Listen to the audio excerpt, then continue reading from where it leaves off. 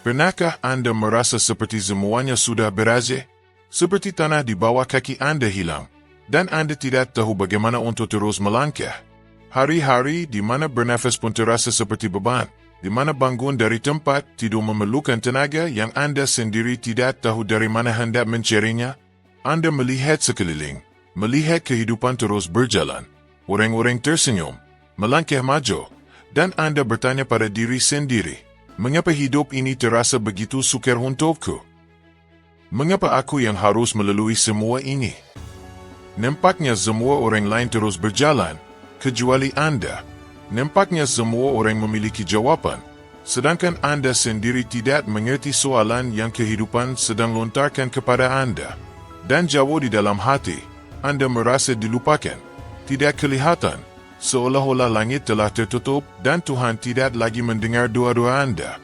Namun bagaimana jika saya katakan bahawa tepat pada titik ini, ketika segala-galanya terasa seperti telah hilang, Tuhan sebenarnya sedang memulakan sesuatu yang baru?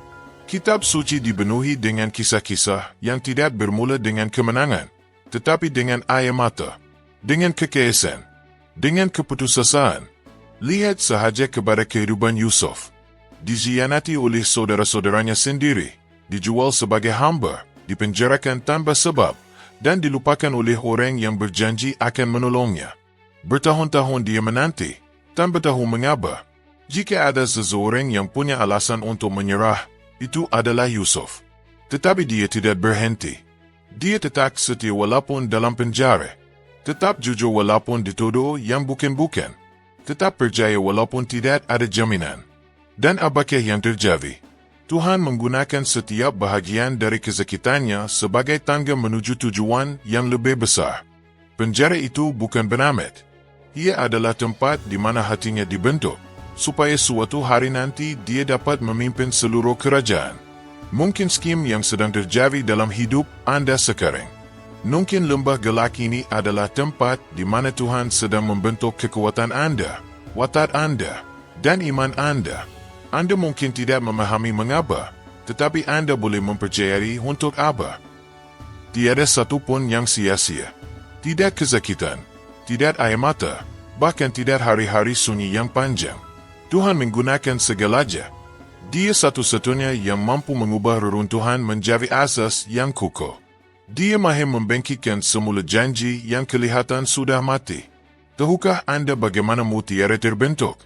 Ia bermili apabila sebutir pasir menyetikan isi tiran. Apa yang bermula sebagai luka, berubah menjadi lapisan pelindung. Apa yang menyakitkan berubah menjadi sesuatu yang indah. Begitulah juga dengan Anda. Mungkin musim hidup yang Anda alami sekarang ini adalah seperti sebutir pasir itu. Tetapi Tuhan sedang mengubahnya menjadi sesuatu yang berharga. Namun Anda perlu bertahan. Anda perlu tetap berdiri, meskipun segala-galanya dalam diri Anda menjerit untuk menyerah. Hari ini, ramai yang memilih untuk menyerah. Menyerah dalam perkawinan. Menyerah pada impian. Menyerah pada diri sendiri. Keresahan meraja hati. Ketakutan membelenggu langkah. Dan manusia sudah tidak sabar menunggu waktu Tuhan. Kita mahu semuanya dengan segera. Jawapan segera. Jalan keluar pantas. Tetapi Tuhan tidak bekerja dengan jalan pintas. Dia bekerja melalui proses. Dan proses-proses ini seringkali membawa kita ke tempat-tempat yang tidak kita inginkan. Namun tempat skim yang sangat kita perlukan. Sebab di lembah itu, kita belajar mendengar suaranya. Di lembah itu, kita menyadari bahawa kehadiran Tuhan lebih bernilai daripada segala pencapaian dunia. Dan meskipun kita tidak memahami semuanya, Tuhan tidak pernah meninggalkan kita. Anda mungkin tidak melihatnya sekarang, tetapi apa yang sedang menyakitkan Anda hari ini akan menjadi kekuatan Anda esok. Apa yang kini meremukan Anda akan menjadi bahan yang Tuhan gunakan untuk membangun Anda kembali lebih kuat, lebih siap, lebih dalam. Dan bukan kerana Tuhan melupakan Anda, tapi kerana Dia sedang mempersiapkan Anda. Semakin besar panggilan dalam hidup Anda, semakin dalam persiapan yang diperlukan. Semakin agung tujuan itu, semakin kukuh asas yang harus dibina. Pernahkah Anda mengalami masa dalam hidup di mana segalanya nampak tidak masuk akal? tetapi kemudian menjadi jelas?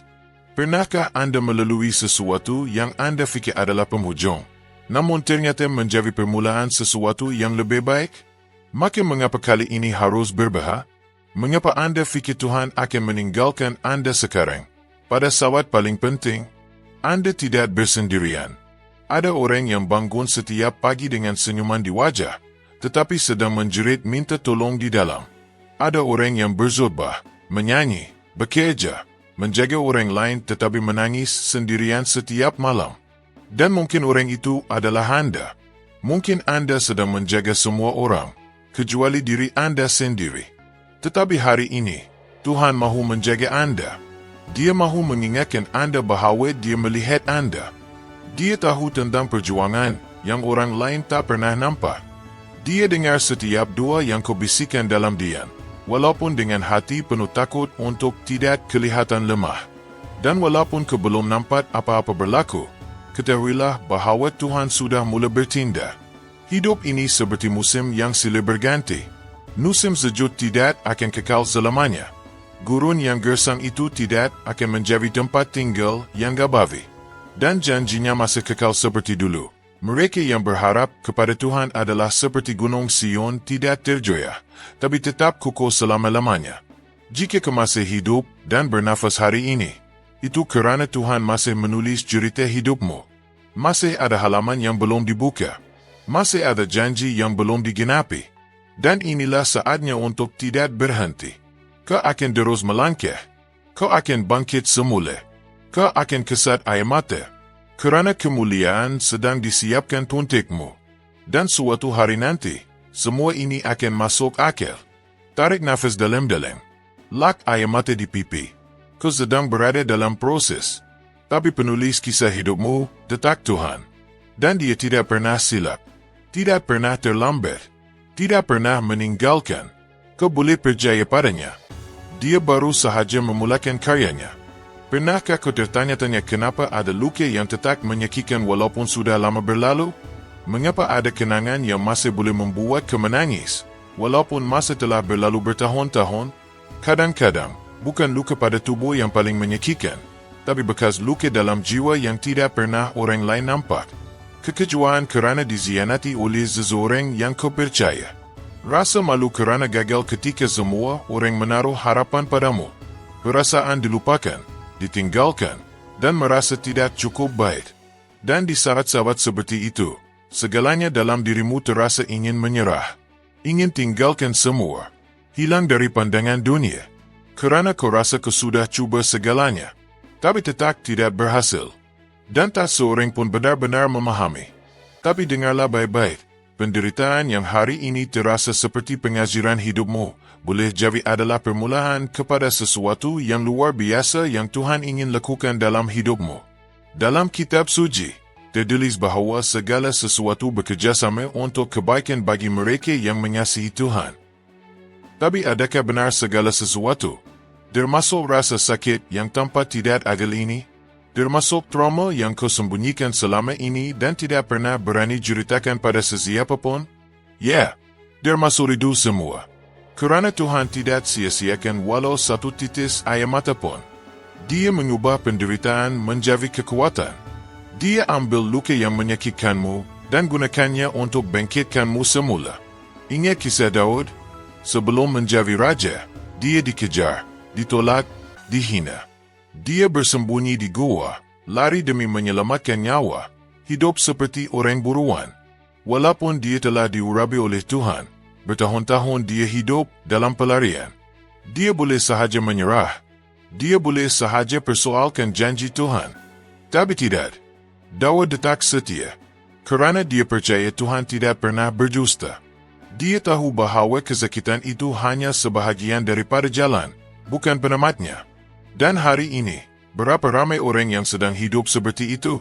Hidup dalam gua yang tak kelihatan. Senyum di wajah, tapi luka di hati. Orang yang pernah didera semasa kecil dan tak pernah berani bersuara. Orang yang hidup dalam ketakutan, penuh keraguan diri, memikul trauma yang tak kelihatan. Orang yang sentiasa mendengar suara dalam fikiran yang berkata, kau tak cukup baik. Kau tak akan berjaya. Lebih baik temerah saja. Dan mungkin suara itu telah menjadi semakin landang dalam hidupmu akhir-akhir ini. Mungkin kau sedang berada tepat di titik itu sekarang, berjuang dalam diam, dan tertanya-tanya sampai bila kau mampu bertahan. Tapi dalam dirimu masih ada sesuatu yang berdenyut. Walaupun lemah, walaupun letih, masih ada keinginan untuk hidup.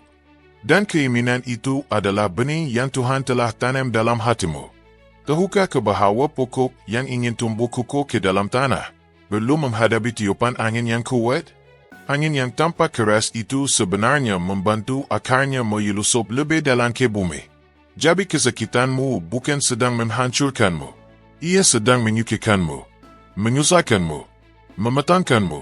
Kerana Tuhan tidak hanya mahu melihat kau bangkit, Dia mahu memastikan kau tetap berdiri ketika sudah tinggi di puncak.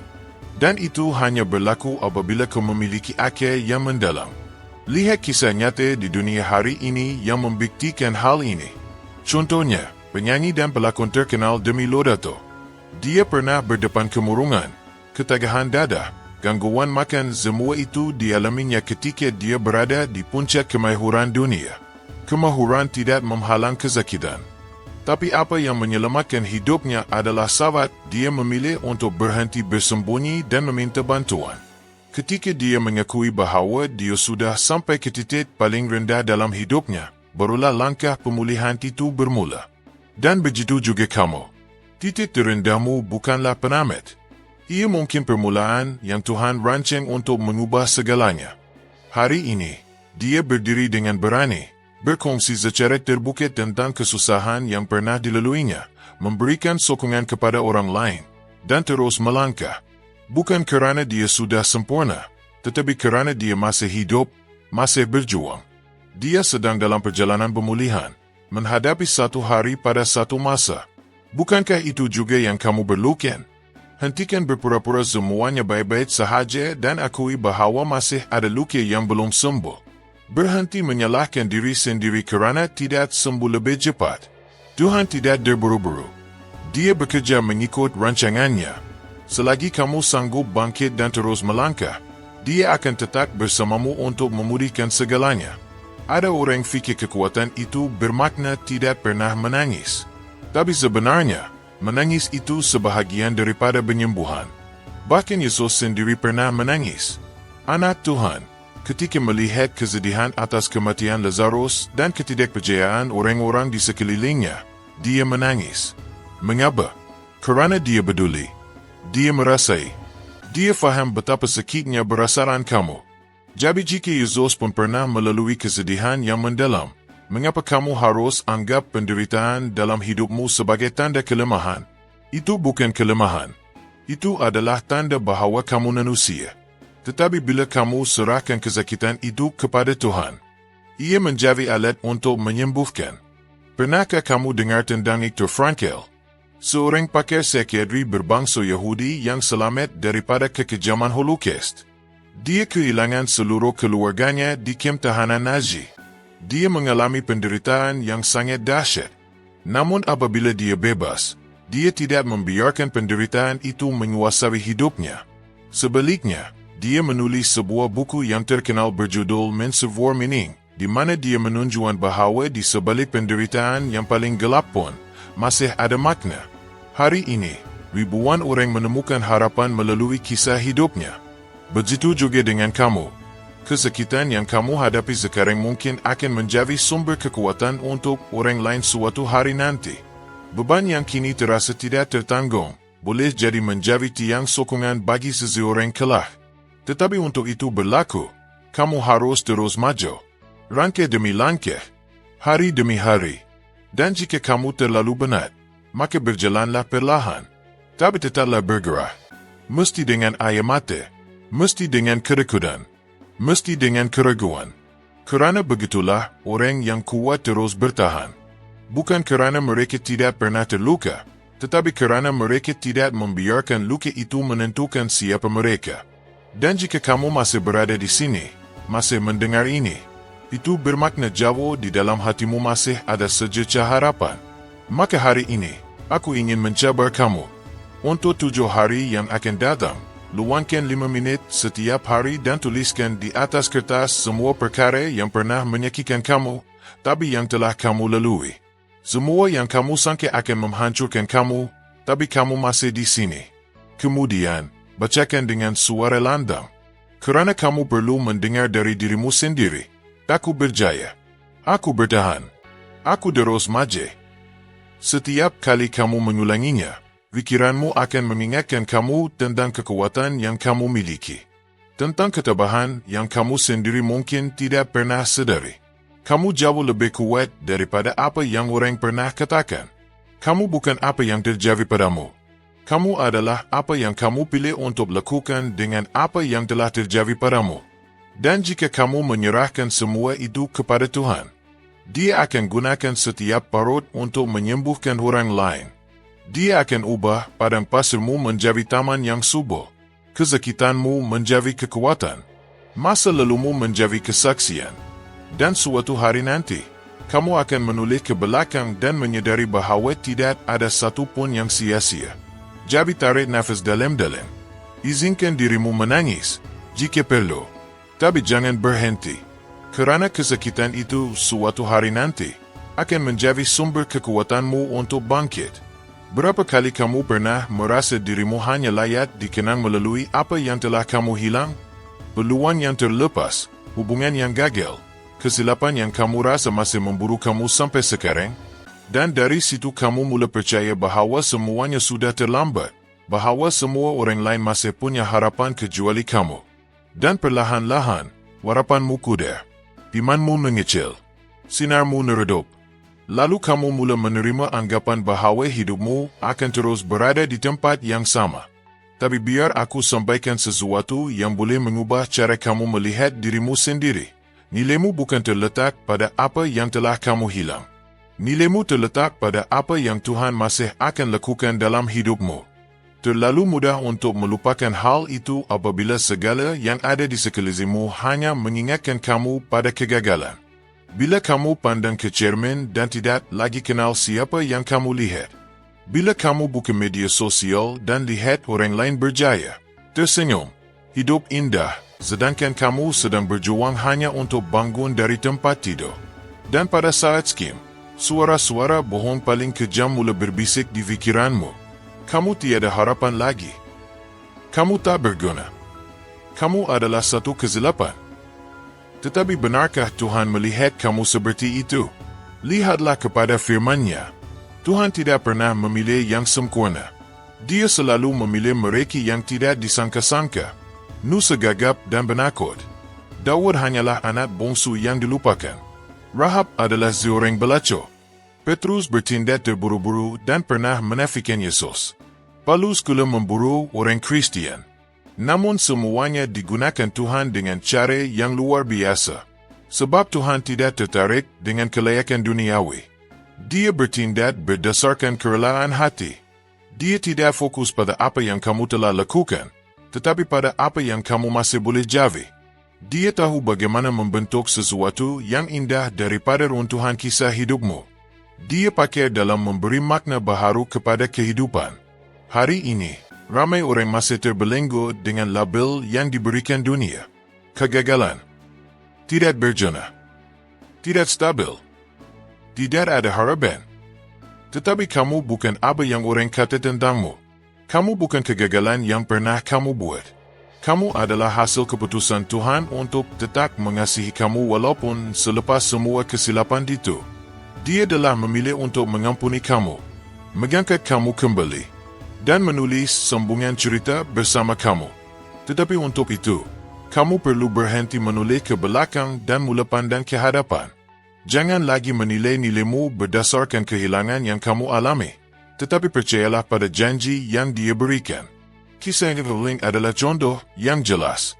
Sebelum menjadi salah seorang penulis yang paling banyak dibaca di dunia, dia seorang ibu tunggal, menganggur, bergantung kepada bantuan kerajaan sebanyak lebih kurang RM2,000 sebulan dan sedang bergelut dengan kemurungan serta keputusasaan. Manuskripnya telah ditelat oleh banyak penerbit, tetapi dia tidak berhenti. Dan kini, kisahnya memberi inspirasi kepada berjuta-juta orang. Kerana dia sedar bahawa keadaannya bukan menentu siapa dirinya. Dan kamu juga perlu menyadarinya. Kamu bukan penolakan. Kamu bukan hutang. Kamu bukan perceraian. Kamu bukan kebangkrutan. Kamu adalah satu projek ilahi yang sedang dibentuk. Mungkin kamu sedang berkata dalam hati, tapi aku sudah terlalu tua untuk bermula semula. Aku sudah terlalu banyak buat silap. Aku tidak layak lagi. Dan aku ingin bertanya, siapa yang beritahu kamu begitu? Tuhan tidak terbatas oleh umurmu, masa silammu atau kelemahan yang kamu miliki. Alkitab penuh dengan permulaan baru yang berlaku pada saat-saat tidak disangka. Abraham menjadi bapa pada usia melebihi 100 tahun. Hana melahirkan Samuel selepas bertahun-tahun menunggu. Lazarus dibangkitkan selepas 4 hari sudah mati. Jika Tuhan boleh lakukan semua itu, apakah yang Dia tidak boleh lakukan dalam hidupmu? Namun ada satu keputusan yang mesti datang daripada dirimu sendiri. Berhenti melihat dirimu melalui kacamata luka dan mula melihat dirimu melalui mata kasih karunia. Kasih karunia tidak bergantung kepada kelayakanmu. Ia bergantung sepenuhnya kepada kasih Tuhan. Dan kasih itu tidak pernah berubah. Ia tidak surut ketika kamu gagas. Ia tidak hilang saat kamu jatuh. Ia tetap ada. Dan kasih skim yang sedang memengzumu hari ini untuk bangkit semula. Untuk melihat dirimu di cermin dan nampak bukan seseorang yang tewas, tetapi seorang yang masih punya tujuan. Adakah kamu sedar berapa ramai orang akan disentuh oleh hidupmu jika kamu tidak menyerah? Adakah kamu faham berapa banyak kisah baru yang boleh lahir melalui kisahmu? Berapa banyak keluarga boleh dipulihkan? Berapa ramai anak muda boleh mendapat inspirasi? Berapa banyak jiwa boleh diselamatkan hanya melalui sepatah kata yang keluar dari mulutmu? Tuhan mahu gunakan kesakitanmu untuk menyentuh hidup orang lain. Dia mahu ubah pengalaman pahitmu menjadi jambatan buat orang lain menyeberang dari kegelapan ke terang yang kamu telah laluri. Tetapi semua itu hanya akan berlaku jika kamu teruskan perjalananmu.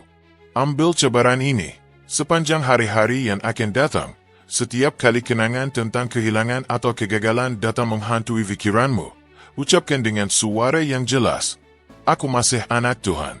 Tuhan masih bersamaku. Dia masih mahu gunakan aku. Lakukan ini sehingga fikiranmu mula percaya. Sehingga hatimu mula merespon. Kerana semakin kamu mendengar kebenaran, semakin kuat kamu untuk menolak semua kebohongan. Kamu belum sampai ke akhir. Kamu masih di tengah-tengah cerita.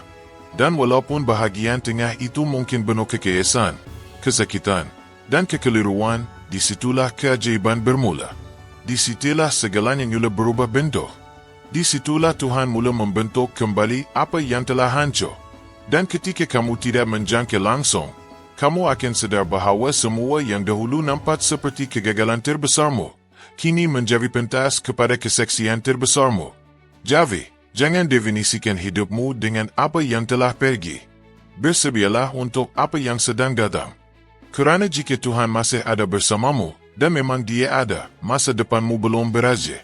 Masih ada rancangan. Masih ada harapan untuk hidup. Dan tidak kira berapa kali kamu telah jatuh, yang paling penting adalah kamu masih di sini. Berdiri. Bertahan. Dan itu sendiri sudah merupakan satu keajaiban. Berapa kali kamu sudah berdoa dan merasa seolah-olah kata-katamu hanya melantun ke siling? Berapa kali kamu sudah berlutut, menangis, merayu, namun semuanya tetap kelihatan sama? Pernahkah kamu merasa seperti berbicara dengan angin, menjerit sekuat hati dan sebagai balasan hanya menerima kesucian? Dan dalam sunyi itu, keraguan mula berbisik. Adakah Tuhan masih mendengar? Adakah Dia peduli? Adakah imanku sedang goyah? Dan ketika semuanya di dalam dirimu mula bergoncang, kamu harus ingat satu perkara penting. Iman bukanlah perasaan. Iman adalah pilihan. Iman adalah jambatan antara apa yang kamu nampak sekarang dan perkara mustahil yang telah Tuhan siapkan untukmu. Dalam kitab suci tertulis bahawa tanpa iman, mustahil untuk menyenangkan hati Tuhan. Tetapi iman sejati bukanlah iman yang hanya muncul saat semuanya berjalan lancar. Iman yang sejati ialah yang tetap hidup walaupun segala sesuatu kelihatan berlawanan. Yang tetap percaya walaupun wang di tangan hanya cukup untuk beli beras bernilai kira-kira RM55 Malaysia. Yang tidak berhenti berharap walaupun doktor memberikan berita yang meremukan hati. Yang tetap berdoa walaupun sudah berbulan-bulan tidak mendapat pekerjaan. Yang tidak menyerah walaupun malam terasa sangat sepi. Yang terus melangkah walaupun semua pintu masih tertutup. Iman yang sejati adalah iman yang menangis, namun tidak menyerah. Yang terluka, namun terus melangkah. Yang takut, namun masih memilih untuk percaya.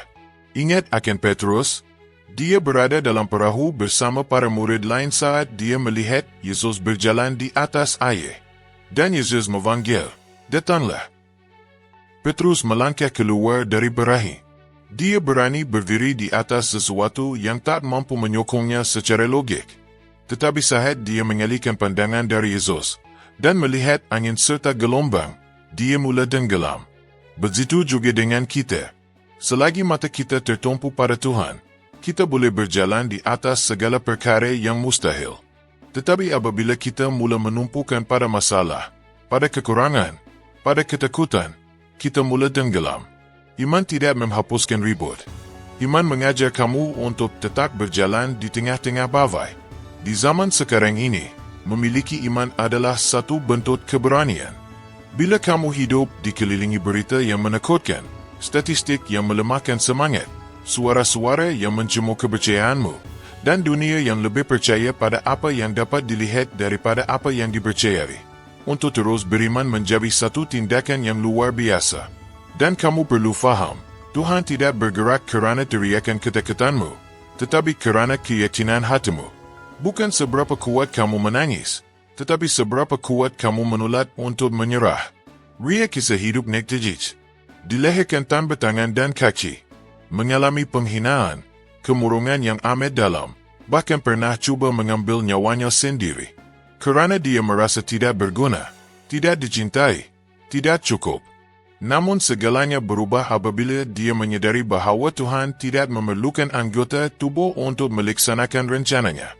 Hari ini, Nick adalah salah seorang penceramah motivasi terkenal dunia.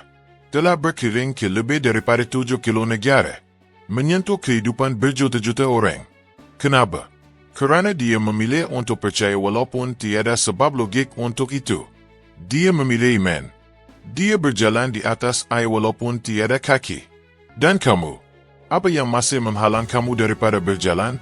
Mungkin bukan kakimu yang lumpuh, tetapi fikiranmu.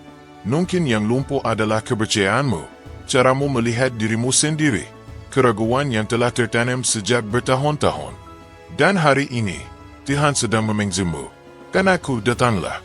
Datang melalui iman. Keluar dari berahi ketakutan. Tinggalkan zon selesa. Berjalan bersamaku di atas air. Percayalah kepadaku walaupun kamu tidak melihat dasar. Dan iman seperti ini walaupun kejar sudah menjikiri. Kerana Yesus berkata, jika kamu memiliki iman sebesar biji sawi, kamu dapat memindahkan gunung.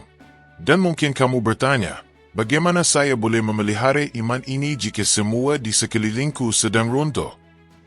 Jawapannya terletak pada tindakan harian. Iman bukan berasawan semula jadi. Iman adalah disiplin. Sesuatu yang perlu kamu pilih untuk baca setiap hari. Dan semakin kerak Anda mendengar firman, semakin kuat kepercayaan Anda bertumbuh. Semakin kerap Anda mengucapkan janji-janji Tuhan, semakin teguh roh Anda. Semakin Anda menolak untuk menyerah dan tidak mengucapkan kata-kata kekalahan, semakin kuasa syurga bergerak berpihak kepada Anda. Maka inilah cabarannya, selama 30 hari yang akan datang, setiap kali ketakutan cuba menguasai hati Anda, ucapkan dengan suara Anda sendiri, "Aku percaya kepadamu, Tuhan." Walaupun Anda tidak merasakannya, walaupun Anda tidak melihat jalan keluarlah, walaupun Anda tidak memahami segalanya, katakan juga, jadikan ia senjata rohani. Sebab iman datang daripada pendengaran. Dan apabila Anda mendengar suara Anda sendiri mengisytiharkan kepercayaan, sesuatu mula berubah dari dalam. Neraka gemedar apabila seseorang memilih untuk percaya meskipun berada dalam kekaisan. Anda tidak perlu iman yang besar untuk bermula. Cukup dengan satu langkah pada satu masa. Satu hari dalam satu waktu. Satu doa yang tulus pada satu saat. Dan di tengah-tengah perjalanan itu, Tuhan akan hadir. Dia akan memperbaharui semangat Anda. Dia akan menunjukkan bahawa Dia sentiasa ada bersama Anda, walaupun ketika Anda tidak merasakannya. Dia akan membuka pintu-pintu yang selama bertahun-tahun terkunci. Dia akan memulihkan bahagian hidup Anda yang Anda anggap sudah musnah. Dia akan membuktikan bahawa iman bukan zayalan, tetapi kunci yang membuka segala yang mustahil. Pernahkah Anda menyaksikan cahaya fajar selepas malam yang panjang dan gelap? Pada awalnya, ia kelihatan seakan-akan kegelapan tidak akan berakhir. Tetapi tiba-tiba, langit mula menjadi cerah. Dan semakin Anda perhatikan, semakin cahaya itu mengalahkan kelam malam. Iman itu seperti cahaya pertama yang muncul walaupun awan masih menutup langit. Dan jika Anda tetap bertahan, sebentar lagi Anda akan melihat cahaya itu menyinari segalanya. Anda sampai sejauh ini bukan kerana segalanya berjalan lancar, tetapi kerana walaupun dalam hari-hari paling sukar, Anda tidak berhenti. Anda masih berjuang. Anda masih bernafas. Dan itu sendiri adalah bukti bahawa masih ada iman dalam diri Anda. Jadi, deriskanlah.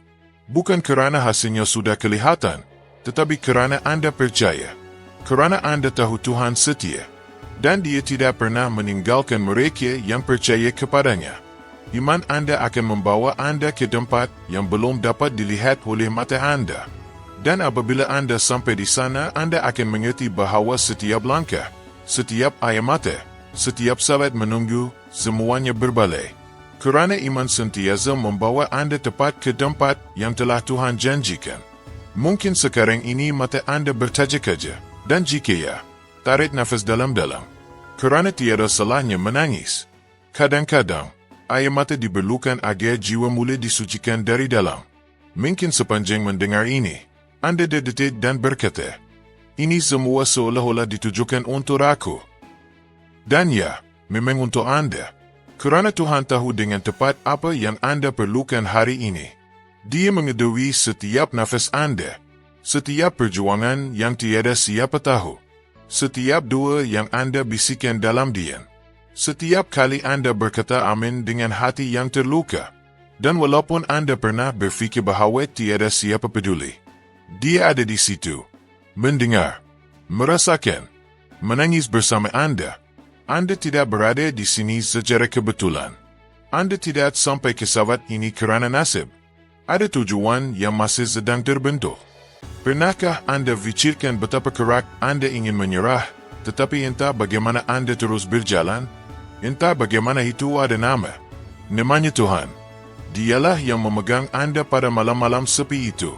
Dialah yang memberi kekuatan kepada kaki Anda sewaktu Anda merasakan sudah tidak mampu berdiri. Dialah yang melindungi Anda daripada hal-hal yang Anda tidak sedar pun berlaku. Anda tidak tahu berapa banyak kali Anda telah diselamatkan hanya kerana Dia memilih untuk mengasihi Anda tanpa syarat. Dan Dia belum selesai. Masih ada banyak halaman yang akan ditulis. Masih ada hari-hari indah menanti Anda. Masih ada senyuman yang akan Anda ukir. Pelukan yang akan Anda rasakan. Impian yang akan menjadi kenyataan. Masih ada janji yang hidup. Masih ada penyembuhan. Masih ada permulaan yang baru. Dan semua itu akan Anda alami. Bukan kerana Anda layak, tetapi kerana Dia memilih untuk mengembalikan semula hidup Anda. Kerana Dia ingin memulihkan Anda, membentuk Anda semula, dan menjadikan Anda saluran kasihnya untuk menyentuh hidup orang lain.